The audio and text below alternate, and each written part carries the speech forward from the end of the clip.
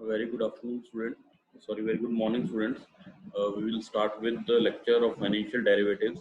That we will continue with the topic where we have left.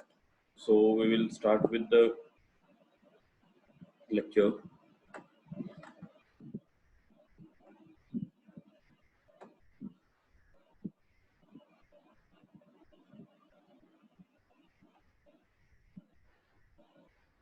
So we are here. Yes, till the last lecture we have discussed till.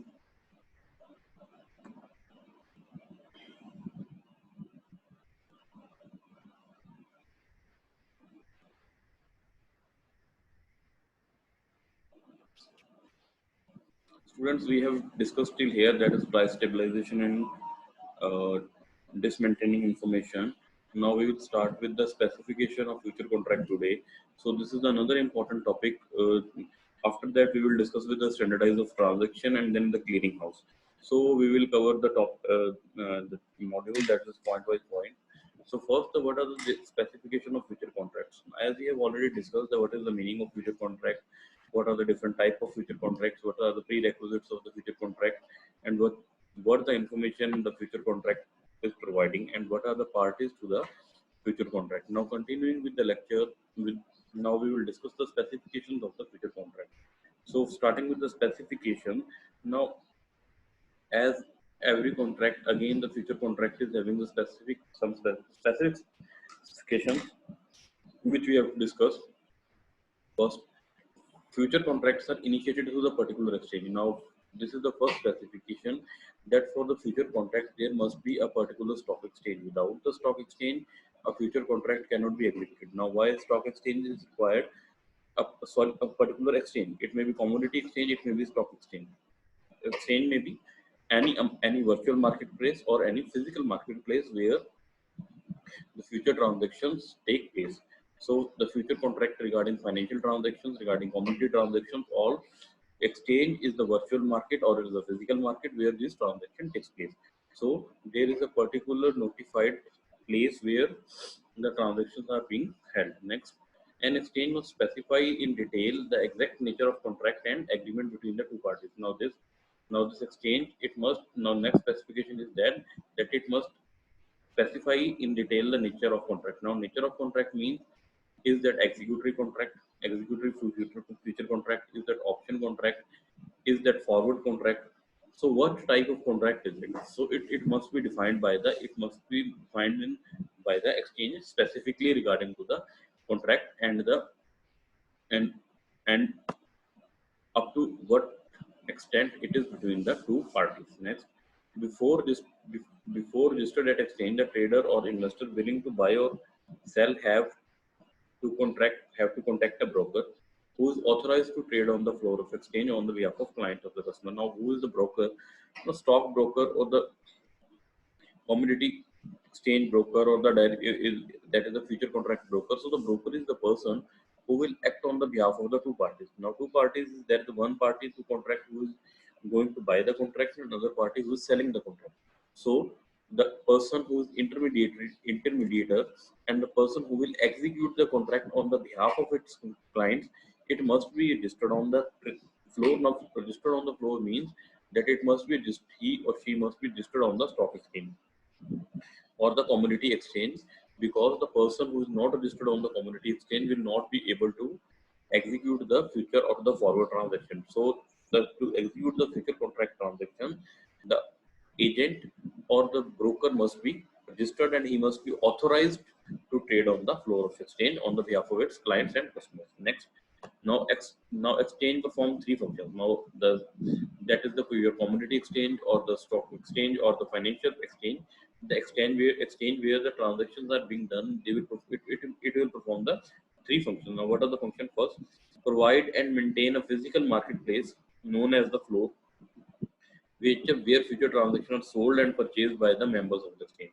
Now, member can be the any person who is participating in the functioning of the stock exchange. So he is known as the member in the stock exchange. Now, member may be the broker, member may be the financial intermediaries, member may be the bank, member may be the your any party which is dealing with the exchange. Now here, So the first function of exchange is to provide and maintain the physical place. Now, for example, we will take the example of NCDX. So it is a National Commodity and Derivative Exchange.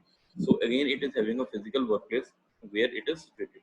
Bombay Stock Exchange, it is situated in Bombay, and it is also providing a physical physical place, physical marketplace to execute the transactions. Now it is necessary. Second, maintain and enforce ethical and financial norms applicable to the future trading undertaken on the exchange. Now it is the another important function of the of the exchange, that will be commodity exchange or stock exchange it may be. So the another important function of the exchange is to enforce the ethical and financial norms. Now ethical norms means that you will not trade to damage the interest of another parties, or you must not trade to and incur the loss to the another parties. So first thing. Second is the financial norms. Now financial norms means you must not do the fraudulent transactions on the exchange. To avoid this fraudulent transaction and to maintain the fair price. Now if the fraudulent transactions are done on the exchange by the speculators, then they will either raise the price, or they will decrease the price of the particular commodity, which will lead to the unethical business practices in the exchange. So the financial norms which are applicable to the future trading must be undertaken by the stock exchange. So ethical and financial norms both must be undertaken by the stock exchange. The clear, only then only then the transaction can be done in clear and a clean way. Else the transaction may lead to various fraudulent issues or other things. So here all the ethical and financial norms are to be maintained.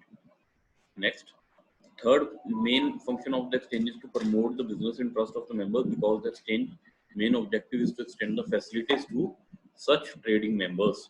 So what are the interest of the members? For example, there was the broker. The interest of broker was the brokerage that he will get for executing the transaction. A person who is entering into the contract, let's take another example. A person who is entering into the contract is having the interest that the party whom the person is entering in the future contract will not do the breach of the contract, and will not do any damages or do any fraudulent act. So to protect these things, that and to promote the interest of the person, so the exchange main objective is to extend such facilities to its the trading members, so that they can perform the activities ethically and in a secure manner on the stock exchange. So this is the another objective. Next, these are the three main functions. Now objectives. Now first objective is the objective to buy a seat on exchange. Now who will buy the seat on exchange? A person or the broker. To engage in flow trading activities and to get the right as per exchange norms. Now rights as per exchange norm means the person who will be act as a broker, who will be act as a client, who will be act as a trader, speculator, all the things as per the exchange norms, to execute future trade without paying commission to the broker. So again, it can be happen if the person want to enter into the stock without paying to the broker, then again it can be done. Now two type of traders or brokers on the floor of the exchange. First are the commission brokers, and next are the local traders. Now they can book a seat on the exchange either either for the commission or for not, and without paying the commission to the broker also. So future contract can be executed in both of the way. Now here, commission broker, they charge fee for executing contract or trade on behalf of their consumer. For example, if let's take an example first, the person who can directly have access to the exchange can directly do the trading, buy or sell the future contract on the exchange without appointing the broker. Secondly, now in the first case, the person can book the seat also to do the trading directly, or if he is having a trading account.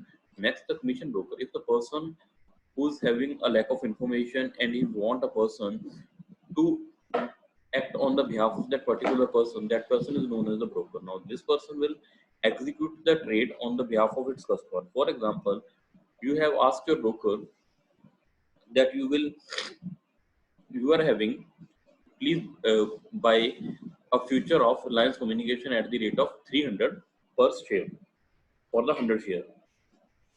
Now broker has executed the transaction. Now for this transaction, the broker will charge the commission according to the transaction size. Secondly, now to secure that, you have also given the instructions to the broker that if the price falls below 290 or up to 290, then please sell the securities without my consent to avoid the loss, or to or to execute the stop loss, or to trigger the stop loss. Again, this is the duty of the broker to execute such transactions on the behalf of its customer. Now, next are the local trader. For they Now, local trader means the trader will do the trading on their own account. So these are the person who will not pay any brokerage to any broker on the exchange, but they will trade directly on the exchange, because they are having full-fledged knowledge and all the things which are required to do a trade on the stock exchange. Now, next, different type of orders which can be placed by the consumer to the broker are.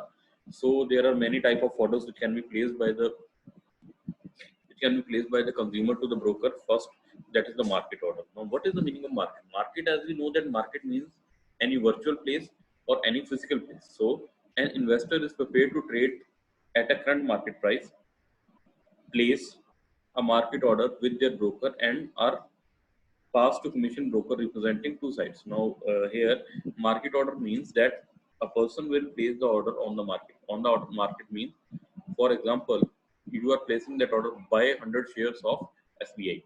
Now, here you have given just the instruction of buy 100 shares of SBI. So, the price will be according to the market. The price which has been charged on the market will be executed to the person.